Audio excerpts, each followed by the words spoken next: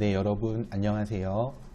오늘은 수능 특강 문학 중에서도 고전 산문, 그 중에 박시전을 보도록 하겠습니다. 박시전은 여러분들 보시기에는 좀 익숙한 작품일 거예요. 아마 중고등학생 때 내신이나 모의에서 한 번 정도씩은 다 만나보셨을 작품이라고 생각을 하고요. 다만 보통 일반적으로는 박씨가 집안에서 갈등을 겪다가 이제 겉모습이 바뀐 뒤로 그 갈등이 해결되고 이후에 또 청나라의 침공으로 갈등을 겪고 그것이 이제 박씨의 어떤 뛰어난 능력으로 해소되는 뭐 그런 내용을 많이 알고 있을 텐데, 이번 수능 특강에서는 그 뒷부분, 임경업 장군이 이제 청나라 군사들을 이렇게 물리치려다가 다 그러지 못하고 어쨌든 청나라와 조선이 이제 강화 협약, 뭐 말이 좋아서 강화지 사실은 항복이죠. 네, 그런 일이 있었기 때문에 마음껏 무찌르지 못하는 아쉬움을 표현하는 부분, 이런 부분들이 뒤에 나와 있습니다. 그래서 그 좀 생소한 부분과 익숙한 부분이 같이 나와 있는데 이 부분을 잘 배워보도록 하겠습니다. 자, 본문 볼게요. 본문 보시면은 이제 호장이라는 말로 시작을 하는데, 호장이라는 것은 이제 호가 오랑캐를 의미하고 장은 장군을 말해요. 그래서 오랑캐 장군. 근데 청나라면은 중국이고 조선은 중국을 섬겼던 나라잖아. 근데 어째서 청나라를 오랑캐라고 하면서 얕봤을까? 왜 그럴까요? 왜 그러냐면 이 조선이 섬겼던 것은 정확히 말하면 모든 중국에 있는 나라라기보다는 이제 한족으로 이루어진 문화가 아주 발달했던 그런 나라를 섬긴 것이고, 이 당시에는 그게 바로 그 명나라예요. 그 이전에는 고려시대에는 송나라가 그랬고, 또 그 고려와 사이가 안 좋았던 중국의 북방민족, 아마 들어봤을 텐데 뭐 거란족이라든지 여진족이라든지 그런 민족들은 고려가 무시했었어. 쟤네는 야만인이야 막 이러면서. 그러니까 그 고려시대부터 있던 그 전통이 조선에도 이어져서 한족의 국가였던 명나라는 좋아하고, 빨간색으로 하트를 그려줄게요. 그리고 청나라는 싫어했다, 이렇게 생각하시면 좀 쉬울 겁니다. 근데 이건 별개의 이야기이긴 한데 결국 나중에는 명나라가 청나라에게 져요. 그 전쟁에 져서 이제 청나라가 중국 전체를 다스리게 되고 조선도 이 청나라를 섬길 수밖에 없는 그런 상황이 되기는 하죠. 근데 지배층은 어쨌든 그 북방민족 만주족이라고 해요. 아까 말했던 거란 여진이 뒤에 가서 만주족으로 이름이 바뀌어요. 그들이 지배층이긴 하지만 생활이나 문화는 명나라의 문화를 따르게 됩니다. 어쩔 수 없어요. 청나라는 문화가 발달하지 못했던 나라고 명나라는 문화가 발달했으니까. 그래서 이렇게 또 문화라는 게 안 보이지만 힘이 세구나, 이런 것도 생각해 볼 수 있겠고. 자, 본문의 내용을 보면은 이 호장이 군사들한테 명령해서 불을 지르는데, 박씨가 옥병수를 던지고 옥화선이랑 백화선을 가지고 그 화염 속에 던지고 막 이러니까 바람이 불면서 화염이 오히려 호 그러니까 오랑캐 청나라의 진영으로 향했다고 나오죠. 이 굉장히 현실적으로 말이 안 됩니다. 하지만 고전소설에서는 이런 내용이 나와도 우리부터 읽을 때 그랬나 보다, 그렇게 내용을 썼나 보다, 이렇게 생각을 해요. 에이, 저게 뭐야, 말도 안 돼, 그런 생각 잘 안 하죠. 이건 뭐냐면 고전소설이 가지고 있는 전기성이라는 특징입니다. 이 전기성은 아마 중학생 때 비현실성이라는 단어로 많이 배웠을 텐데, 전기성이 조금 더 어렵죠. 비현실 하면은 뭐 귀신, 도술 막 이런 것들하고 바로 연결이 딱 되는데, 전기라고 하면은 언뜻 이제 뜻이 뭔지 와닿진 않죠. 이거는 어떻게 외우면 쉽냐면 전해지는 이야기라고 생각하면 돼요. 전해지는 이야기. 그래서 전기인 거고요. 그 이야기스러운 요소가 바로 뭐냐면은 오늘날에 약간 썰 같은 거 있잖아. 막 허풍. 아, 그래. MSG라고도 하죠. 그런 것이 더해진 것. 이렇게 보시면 되고, 고전소설은 그런 특성이 있어요. 왜 그러냐면, 주인공을 멋있고 대단한 사람으로 만들어야 되고, 그리고 그 주인공과 대적하는 나쁜 놈을 되게 아주 예로부터 나쁜 놈으로 만들어야 되죠. 그러려면 주인공은 태어나기 전에 옥황상제 있는 곳 하늘나라 그쪽에 있었던 신선이고, 나쁜 놈은 태어나기 전에 전생에도 나쁜 신선이었다. 뭐 이런 설정을 하면 진짜 착한 사람과 진짜 나쁜 놈이 싸운다는 그런 설정이 더 뭐랄까 강화되잖아요. 그죠? 그래서 고전소설은 이렇게 전기적인 요소가 출생이나 뭐 혈통이나 아니면 능력이나 이런 면에서 굉장히 많이 드러나는데, 그 중에서도 박시전은 그 전기성이 매우 강한 편입니다. 그래서 이 단어를 꼭 알고 계셔야 됩니다. 다음으로는 결국은 청나라의 장군 용골대는 항복을 하겠다고 해요. 근데 그 과정에서 일개 아녀자라는 표현을 쓰죠. 박씨를 의미하는데, 이런 표현에서 알 수 있는 거, 이게 뭐냐면은 당시에는 여성을 무시하는, 여성을 억압하는 그런 어떤 가치관이 널리 팽배해 있었구나 라는 거. 이게 이제 뭐 물론 오늘날엔 당연히 이런 표현을 써서도 안 되고, 아녀자라는 말도 요즘에 잘 안 쓰이죠. 그게 왜 그러냐면, 이게 아녀자라는 말에도 약간 여성에 대해서 좀 안 좋은 의미를 담고 있다는 해석이 되기 때문에 그런 표현을 이제 안 쓰는 방향으로 되고 있어요. 여러분도 쓰지 마시고. 자, 어쨌든 이런 그 사회의 분위기를 알 수 있고, 또 하나는 불쌍한 동생을 죽였다라는 것에서 박씨가 이 용골대의 동생을 죽였다. 이거 박시전 전체를 아는 학생이라면 다 알고 있겠지만, 바로 용골대의 동생은 용울대라는 가상의 인물이에요. 그래서 용울대라는 인물을 죽인 것으로 설정이 되어 있고, 참고로 용골대는 실존 인물입니다. 용골대는 검색해보면 실제로 나오는데, 그런 실존 인물은 용골대뿐만 아니라 뒤에 이제 뭐 임경업도 그렇고, 또 여기에서 나오진 않았지만 김자점이라는 그런 인물도 실존 인물이에요.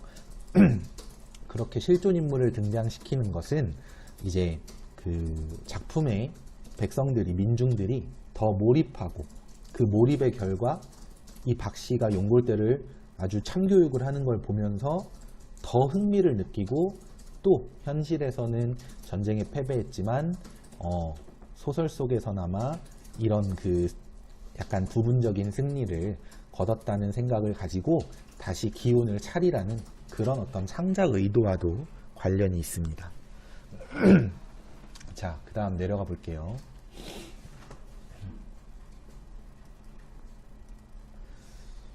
자, 호군들이 장안의 미색과 왕비와 세자 삼형제를 강제로 이끌고 가려고 하는데 통곡 소리가 진동을 했다.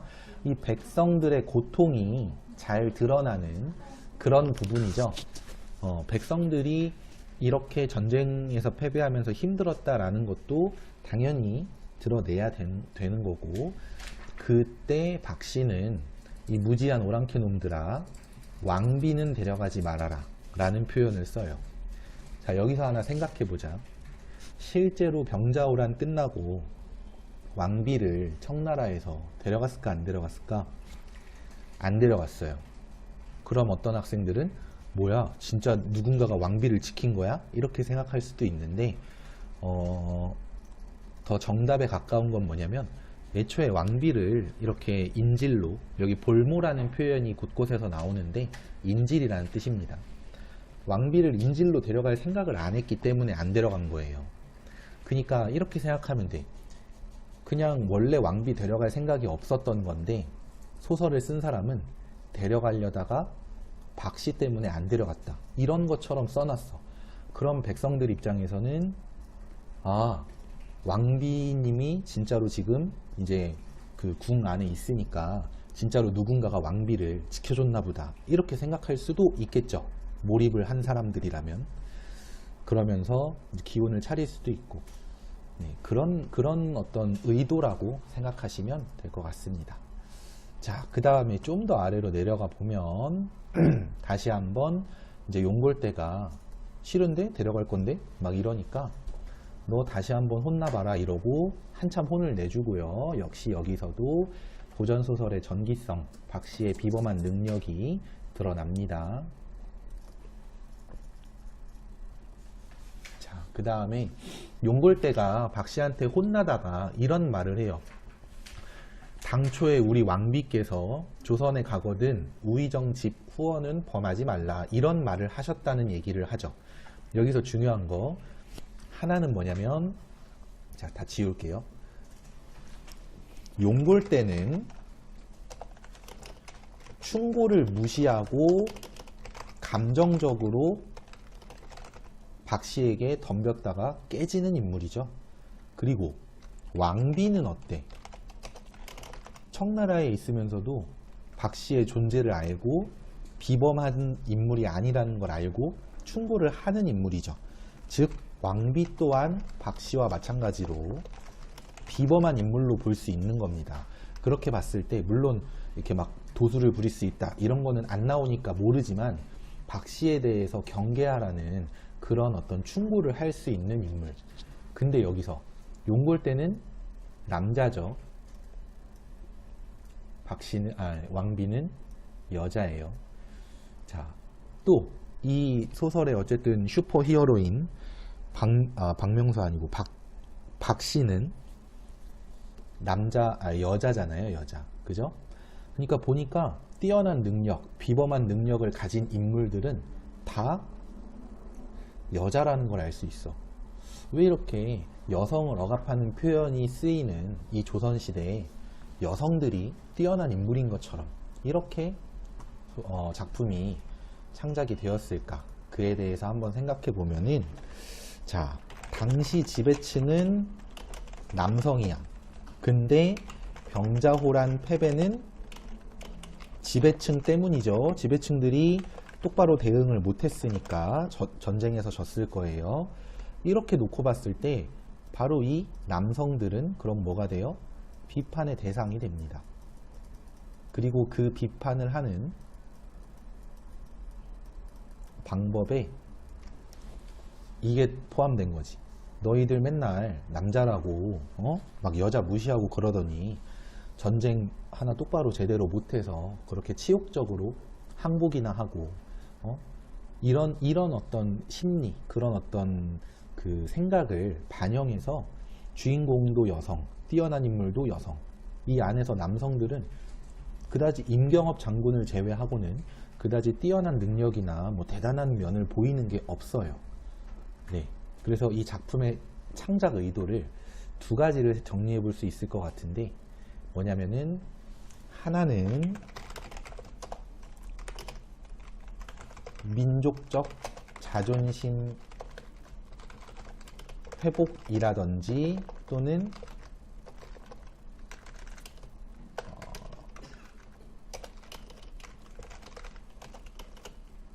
상처, 그러니까 우리 민족이 입은 상처에 대한 위로, 요 정도를 생각해 볼 수 있겠고, 그 다음에 또 하나는 억압받던 여성의 욕구, 여기서 뭐 욕구라는 거는 사회적인 어떤 그 대우를 받고 싶은 그런 욕구를 드러내는 것, 요것도 이제 창작 의도로 생각을 해볼 수 있겠습니다.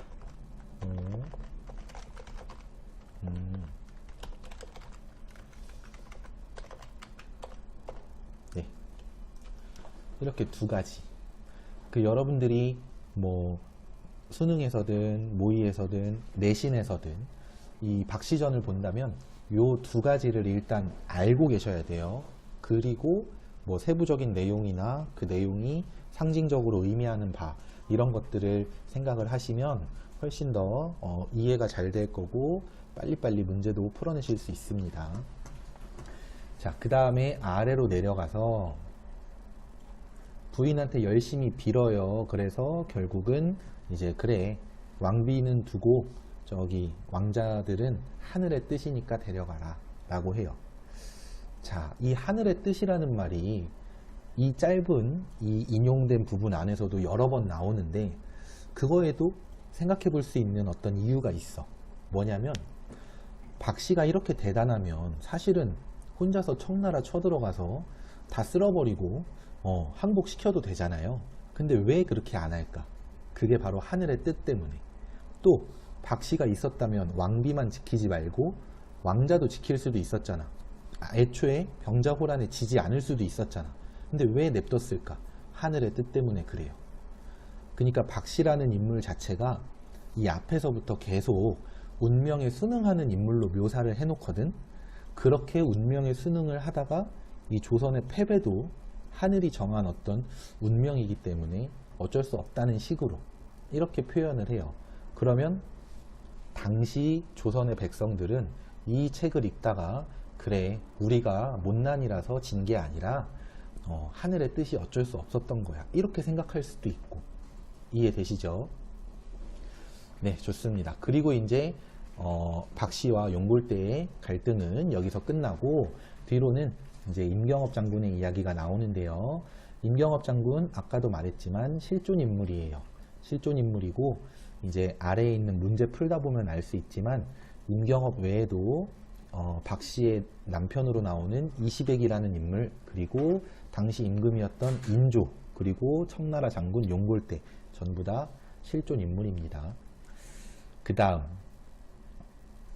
이 임경업 장군, 이 본문 안에서 임장군이라고 나오죠.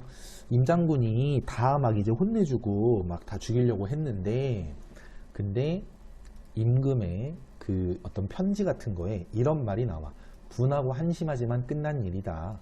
어쩔 수 없으니 길을 열어 호장을, 그러니까 용골대와 그 부하들을 돌려보내라. 그러니까 청나라로 보내줘라 라고 해요. 임장군은 슬퍼하고요. 근데 여기서 통곡을 그친 장군이 분한 마음을 이기지 못해 라는 말 나오죠. 자, 여러분 학습을 할 때 박시전은 고전소설이고 고전소설은 원래 전지적 작가 시점이야 이렇게 학습을 하시면 별로 좋지 않아요. 대부분은 맞지만 가끔씩 이제 뭐 운영전 같은 거 보면은 1인칭 시점이 나오거든. 그러니까 좀 정해놓고 외우는 방식보다는 분한 마음을 이기지 못한다는 이런 표현으로 봤을 때 전지적 작가 시점이구나 라고 이해를 하는 게 훨씬 더 바람직한 학습법이에요. 아시겠죠? 네, 그래서 이렇게 인물의 그 심리를 제시할 수 있는 전지적 작가 시점이다 라는 것도 확인할 수 있겠고, 이런 표현이 또 나오죠. 네 나라가 지탱하는 것이 조선의 도움을 받은 줄도 모르고, 이게 그러니까 알아 몰라 이렇게 물어보는 것도 아니고 용골대가 몰라서 쳐들어온 게 아니라 그 은혜를 이렇게 알면서도 쳐들어온 그런 어떤 행동을 비판하는 내용입니다. 무지한 오랑캐 놈이 하늘의 뜻을 어기고 침략했으니 다 죽여야 하지만 왕의 명령이라서 내가 어쩔 수 없이 살려보낸다 라고 하고 이렇게 소설은 끝납니다.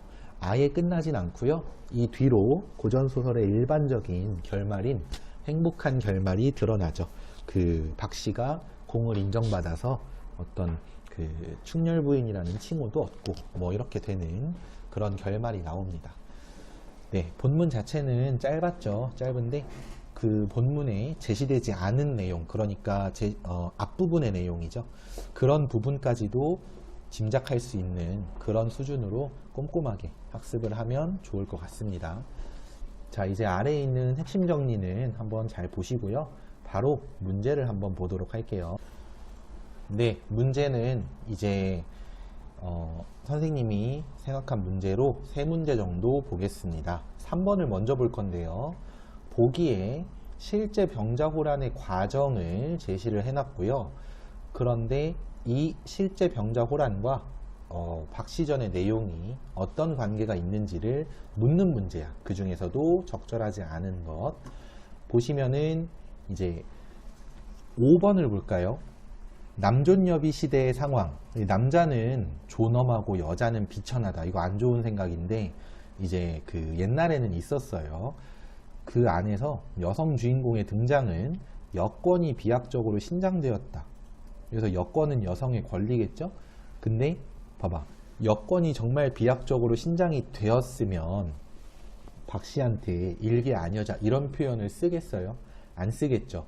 안 쓰는 당시에는 그러니까 여권이 낮았던 시절인 거야. 그래서 여성 주인공의 등장은 여권의 신장이 아니라 남성에 대한 어떤 간접적 비판과 여성도 남성처럼 능력을 발휘할 수 있다라는 그런 어떤 그 암시를 주고 싶은 것이다. 이렇게 보는 게 맞지. 여권이 실제로 이미 신장되었다. 그러니까 권리가 높아졌다. 이것은 아닙니다. 아시겠죠? 자, 그 다음에 아래로 내려가서요. 9번 한번 볼게요. 니은의 상황과 가장 잘 어울리는 것. 니은 한번 복사하겠습니다. 니은은 보시면 여기 용골대가 우리 조선의 민중들을 막 이제 청나라로 끌고 가는 그런 상황이죠. 여러분들 아실지 모르겠는데 이것과 관련해서 영화도 있어요. 최종병기 활이라고. 기회되면 한번 보세요. 자, 이 상황에서 사람들이 무슨 말을 할 수 있을까? 뭐 슬프다, 뭐 아니면 가기 싫다, 뭐 이런 얘기를 할 수 있겠죠. 4번 한번 볼게요. 가노라 삼각사나 다시 보자 한강수야. 삼각산 모르겠지만 북한산을 말하고 한강수는 한강이에요. 둘 다 서울에 있죠. 조선시대 기준으로는 한양에 있죠. 그렇다면 이것들은 결국은 그 고국, 조선을 의미하는 그런 어떤 그 비유적인 표현들, 요 대유법이라고 합니다. 대유법이 사용된 것으로 볼 수 있겠고요. 고국 산천을 떠나고자 하랴마는, 떠나고 싶겠냐? 라는 의미, 시절이 하수상하니라는 게 어지러우니 올똥말똥하여라, 못 온다는 얘기입니다. 자, 이것이 이제 답이 되겠죠. 끌려가면서 아쉽고, 아쉬운 게 아니라 아주 속상하고 슬픈 마음을 이렇게 드러내고 있다. 이렇게 보실 수 있습니다. 자, 그 다음에 이제 마지막 문제가 되겠는데요. 마지막 문제는 몇 번을 보냐면은